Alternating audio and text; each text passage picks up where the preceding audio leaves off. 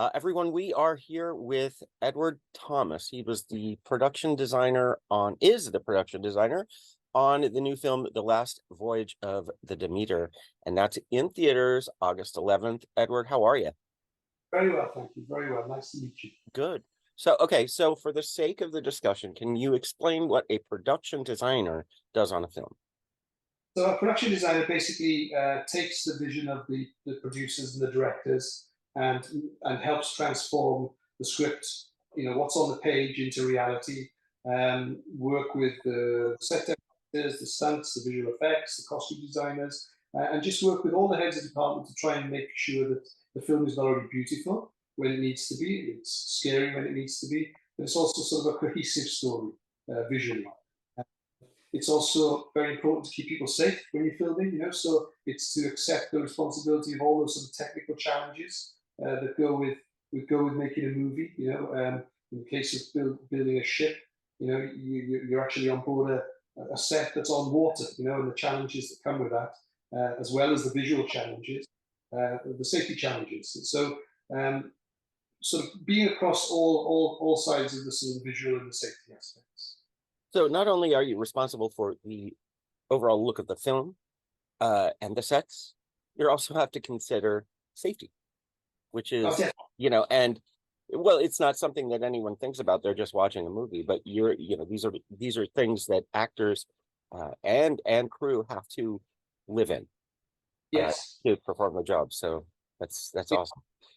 Exactly. In terms of Demeter, we built that ship, and it had to be scaled up so that on camera it looks like what's scripted and what's in the book, but it also can accept a crew of maybe up to 60, 70 people. With all Yeah, the you know.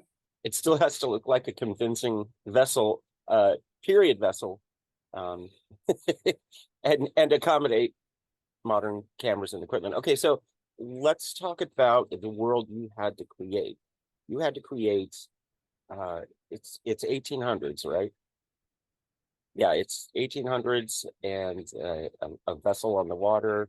What were some of the challenges that you faced when diving into this world and having to flesh it out? Well, the whole film is a journey. So we go from Bulgaria, we start in Slovenia, and then we work our way area onto the sea and all the way to Whitney. So a lot of the challenges were based on how best to tell that journey, sort of in 2 or 3. And we had Berlin, we had Malta. So making sure that they could go with you on that journey, and that there was a the palettes that we had made that work and was. Um, so that was a big challenge. Technically, a big challenge building a ship that then you had to wreck. So we built a full size version of the Demeter, and then we built a half version of it so that we could wreck it at the end. And we had to do that in tandem. So that was quite a big challenge. Spoiler alert, though. Spoiler alert. No, no, Oh no, yeah, no. If anybody even knows the story of Dracula, they kind of know what happens. They know this is yeah. a doomed voyage, but go ahead. Hard to ignore that fact. Yeah, and then sort of making sure that the ship itself feels delivers everything that's in the script and more, because we're not just making a period drama. We're making hopefully what will be a relevant piece of cinema for a long time. And the audiences that watch, you just alluded to, might not have read the book. And certainly wouldn't have a idea of the source material, and will be coming to this for the first time. So so it's important to take them on the journey with you, and make it all believable. Mm. And you not only were responsible for the physical sets and everything we've mentioned before, but the look of the film, correct? Yeah, I mean, look, I'm lucky enough to be, production designer, but there are so many people that, you know. Right, right, right. So I was surrounded myself with, fantastic set designers, fantastic set decorators, props masters. It's wrangling a team of two teams, because one in Berlin and one in Moscow, who are working sort of concurrently together to create the final look for the movie. You know, so yes, it's everything. It's it's making sure that Dracula's cane, the head of Dracula's cane, is beautiful. You know, the glasses that they drink out of are beautiful. You know, the tools they use on the ship are period correct and really look as if they can do the job. And all the rigging had to be all the pulleys were made by his team, and all the ropes were made in a period correct fashion. So no stone was left unturned when it comes to making sure that we had all that information, and that, because it all just feeds into the audience's enjoyment. Yeah, and even if they don't notice that something is off, they feel that something is off, and Yeah. it takes them out of the experience. Yes, exactly. Yeah. Because you can very much lose an audience quite quickly if there's one part of the design narrative that's not right. And I do. You pray that that doesn't happen in your work. I mean, it And that's happened to Game of Thrones and Starbucks, so. So, were there any particular challenges that you face that you were able to solve, and you were really proud of the outcome?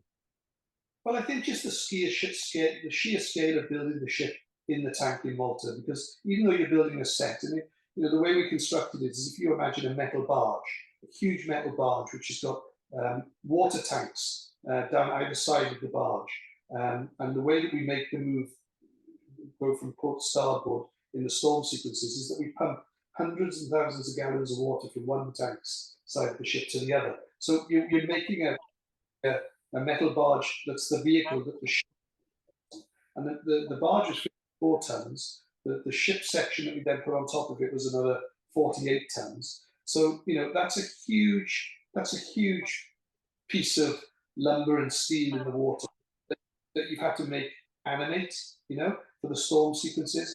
Then, of course, you're attaching to it with real sails, and you're on in the middle of the ocean, and if the wind's more than 10, 15 knots, for all intents and purposes, a real ship, with active crew, and so all challenges were really something that we had to work out, and that's what I'm most proud of, is creating, what is known now as the biggest ship that Malta has ever had in its tank, and seeing how successful the audience. Let's see how the audience react to it when they see it. And how convincing it looks, and how much it pulls them into the story.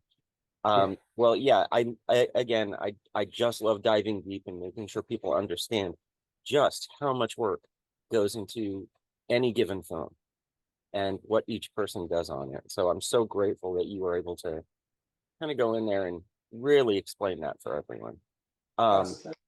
So yes, so thank you so much for talking with me. I greatly appreciate it. Everyone, Edward Thomas, production designer, and his army of thousands of talented people behind him, created a world, and you need to go see it August 11th when The Last Voyage of the Demeter comes out.